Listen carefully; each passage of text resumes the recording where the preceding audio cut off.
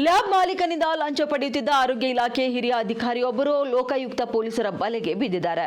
ಆರೋಗ್ಯ ಇಲಾಖೆ ಹಿರಿಯ ಆರೋಗ್ಯ ನಿರೀಕ್ಷಣಾಧಿಕಾರಿ ಸುಗುರಪ್ಪ ಕೌಲಿ ಬಂಧಿತ ಭ್ರಷ್ಟ ಅಧಿಕಾರಿಯಾಗಿದ್ದಾರೆ. ತಮ್ಮ ಸ್ನೇಹಿತನ ಮೂಲಕ 50,000 ರೂಪಾಯಿ ಲಂಚದ ಹಣ ಪಡೆಯುತ್ತಿದ್ದಾಗ ಲೋಕಾಯುಕ್ತ ಅಧಿಕಾರಿಗಳು ರೆಡ್ ಹ್ಯಾಂಡ್ ಆಗಿ ಹಿಡಿದಿದ್ದಾರೆ.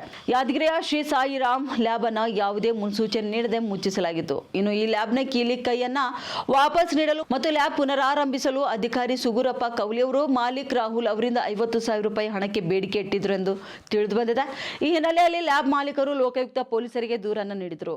ಯಾದಗಿರಿ ಖಾಸಗಿ ಆಸ್ಪತ್ರೆಯ ಮುಂಭಾಗದಲ್ಲಿ ಸುಗುರಪ್ಪ ಕವಲಿ ಅವರು ತಮ್ಮ ಸ್ನೇಹಿತ ಸಂತೋಷ್ ಮಾಲಿ ಪಾಟೀಲ್ ಎಂಬುವರ ಮೂಲಕ ಲಂಚದ ಹಣ ಪಡೆಯುತ್ತಿದ್ದಾಗ ಲೋಕಾಯುಕ್ತ ಡಿವೈಎಸ್ಪಿ ಜೆಎಚ್ ಇನಾಂದಾರ್ ಮತ್ತು ಪಿಐ ಸಿದ್ದರಾಯ ಬಳುರ್ಗಿ ನೇತೃತ್ವದ ತಂಡ ಮಿಂಚಿನ ದಾಳಿ ನಡೆಸಿ ಇಬ್ಬರನ್ನು ಕೂಡ ವಶಕ್ಕೆ ಪಡೆದಿದ್ದಾರೆ.